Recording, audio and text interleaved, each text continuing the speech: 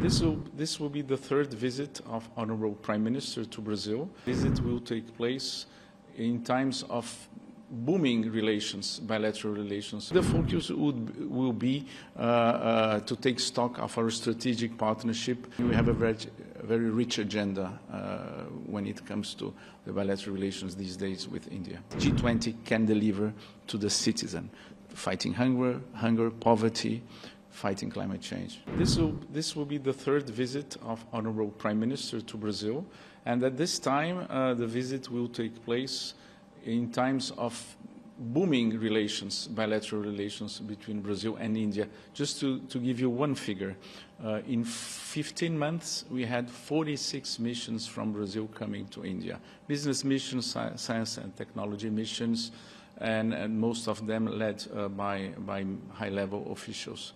So I think the numbers speak for themselves, right? So, Prime Minister would be there for the G20 summit. What would be Brazil's priority for this year's summit?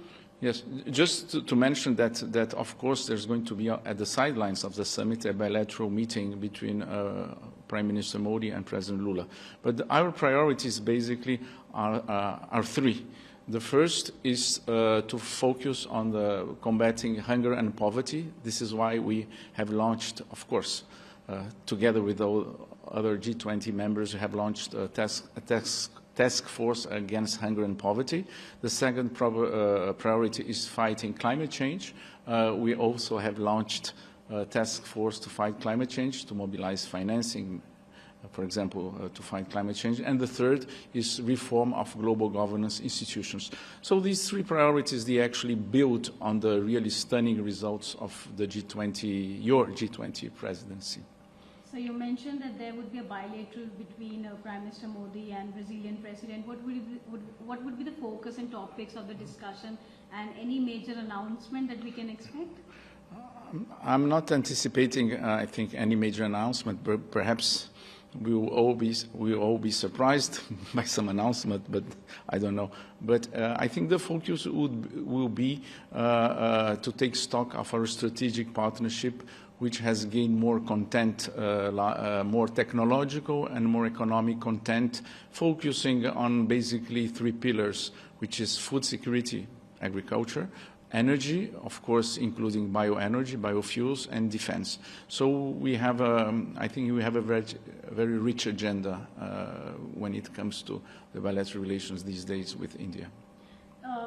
So this would be the first time that African Union would take its part. Yes. We know that it was inducted as a Yes. member last year when it was hosted by G20 summit in India. It was New Delhi that inducted him in African Union as a member.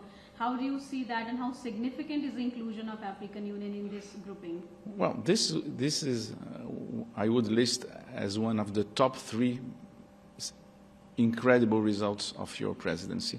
You have added, you have boosted the group legitimacy, because when you add 55 countries to a group, it makes a lot of difference. And Brazil, on top of that, has invited Angola, Nigeria, and Egypt to the summit. So we are boosting even more the presence of Africa in this summit. So what can we expect when it comes to outcome documents of the Brazilian presidency? Yes. Well, we have already had some very good outcome documents. Let me just mention that we have managed to negotiate 12 ministerial declarations. And among the more concrete results, you know, this idea of connecting the so-called Sherpa track and financial track of the G20 structure has led to the launching of these two task forces I mentioned. And the aim of connecting these two tracks is to transform political decisions into implementation of tangible results on the ground. And this is also one of our priorities, is to show to the citizenry of the world at large that G20 can deliver to the citizen, fighting hunger, poverty, fighting climate change. So last question. Right. We have two ongoing wars, Russia, Ukraine, and West Asia conflict. How much do you think this war would be focused? How much would it be discussed, and would it have an impact on the outcomes or the consensus? Well, as we speak, our Sherpas are negotiating the summit declaration. Of course, this will be on the table. These are very important issues you cannot take off the table. But I think I trust on the Brazilian diplomacy tradition, long tradition of brokering agreements on reaching out to all countries of the world. And so I think that we can claim that we have some capacity of brokerage of agreements.